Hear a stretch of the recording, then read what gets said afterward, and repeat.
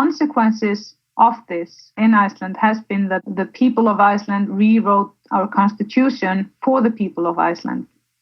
The parliament is now processing it and preparing it to go into a national referendum.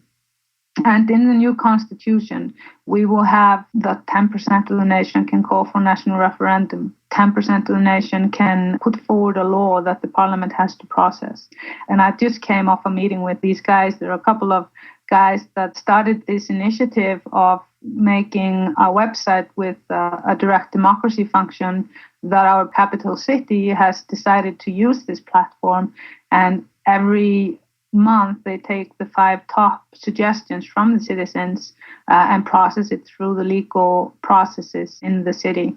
And next month there's going to be a new experiment with this where the citizens of the city can vote on how they want to use the budget from the city in their neighborhoods. So there are some pretty awesome things happening. It's not all doom and gloom, but we all have to participate in our societies or nothing is going to change. And it's just going to go further and further down this road we were discussing earlier. And I really encourage people, anybody, to understand that it's not enough just to sit and meditate.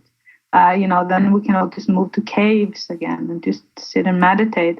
You have to use that clarity you get through your meditation to put it into action in your day-to-day life and in your communities. That's the only way we're going to change anything. I've been on a sort of spiritual path all my life. I've practiced Buddhism and I've done meditation and self-help and God knows what, and yoga and all the things that are helpful to gain clarity.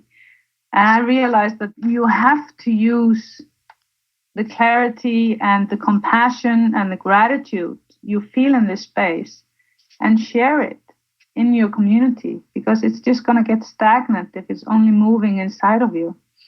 I think it's important to practice your Buddhism in your day-to-day life. It's not enough just to chant, even if it's really nice. I love to do it, but it's not enough. That only makes me feel good. And I think many of us in the West have not understood that often we are just doing things to please ourselves, whereas Buddhism teaches that we're learning compassion for everybody, not just our friends, but for everybody. And we need to develop our heart. It's so important. We have developed our mind so much that we have gotten lost in it. I think this is so important. I remember I saw The Secret a while ago, and I remember the thing, I understand the law of attraction, but I don't like the message that you should be using the law of attraction to get a big car, And finally, on this note, I would really encourage people to see the film Thrive, which is an excellent film. And it really explains, for example, free energy and so forth. And the forces we're dealing with. We are dealing with very, very heavy forces. And thus we have to unify our efforts for change. I'd like to talk to you a little bit about the engagement part of what you're talking about, which is not only to clear ourselves and to center ourselves, but to act, to go out into the world and do something with it.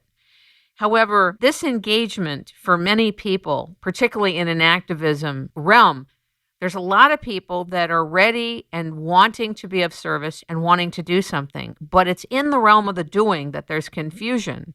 There's also, within the realm of doing, a great deal of apathy and hopelessness and feeling like nothing's going to make a difference. And that on an individual level, all efforts will be thwarted or muted. I believe a lot of times it's subconscious for people.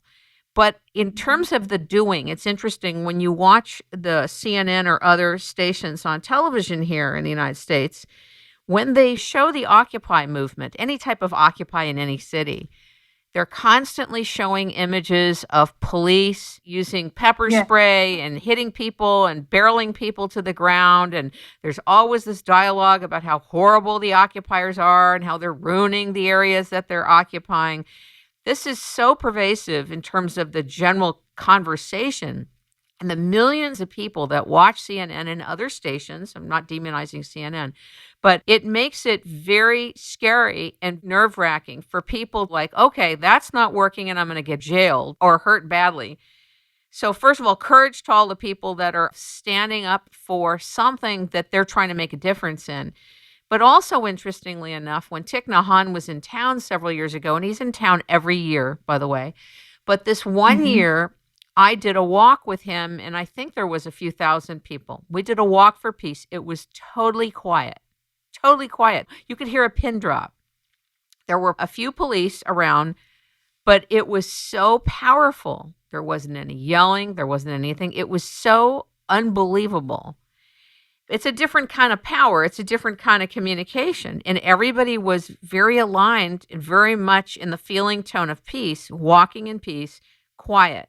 Now, I realize not everything can be like that, but it was a very interesting demonstration of the power of being in the compassion, being in the peace, doing the walk, standing with others for something that for many people looks impossible. I mean, let's face it, people collectively feel or have ingested this collective ethos that peace is impossible on a lot of levels. Oh, there'll always be wars. That's just humanity. That's how it's been for civilizations. And that consciousness actually continues to keep the thing going. But what do you think about what I'm saying about the way it's being shown on television keeps a lot of people from showing up, and also the apathy and the feeling that people don't matter. How else are you going to matter? So it's in the how do you matter part. What is the most optimal for influencing and making things better? I'd like to know if you could speak to that a little bit. Right. I want to take an example how I got very active in relation to Tibet. I've been concerned about Tibet for, 25 years. Ever since I saw a very remarkable documentary by a Danish journalist that smuggled herself into Tibet and recorded the horrible things that were being done against Tibetans and the Tibetan environment. And I really wanted to do something. I had no idea, what to do. Then some years later, I read Dalai Lama's biography and I felt the same thing. I really want to do something, but what can I do? I ended up writing him a letter that I never sent, but I was always sending out this message, I really want to do something, and I didn't know what to do.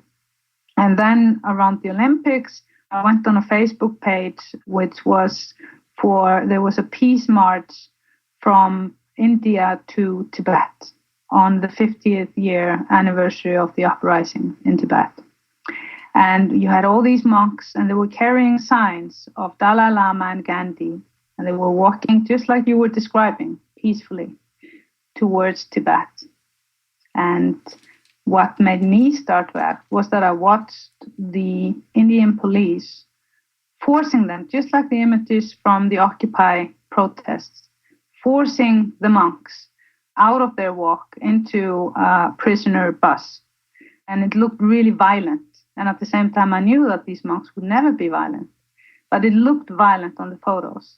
And I thought, how is this possible? They're carrying signs of Gandhi. They're peaceful. They're walking peacefully to raise awareness about the situation in Tibet. And they are brutally arrested. So this was the thing that turned me over. And I thought, no, that's it. I just can't sit here at home and do nothing. And then I was hearing about the killing and the beatings of the monks in Lhasa. And so what I did was I basically just called some friends I knew that were sort of active and asked them, can you help me? I'm going to have a protest outside the Chinese embassy to raise awareness about the situation in Tibet and get the Icelandic press at least to write about it and to get the Chinese authorities to know that not Icelanders are just going to sit by and do nothing when these things are happening in Tibet. And this ended up being like ongoing 9 months protest. Every week I would go to the embassy and protest, and I had lots of people come, massive press coverage, and it actually resulted, one of the members, we created Friends of Tibet and Iceland, and one of the people from our group called the finance minister from Iceland when she heard that he was going to China to speak to the Chinese finance minister. And he said, you're going to have to address the situation in Tibet. He said yes. And he had his staff called me because I was the chairman of Friends of Tibet in Iceland and asked me to gather information about the situation in Tibet, which I did with the help of one of my Tibetan friends in Iceland.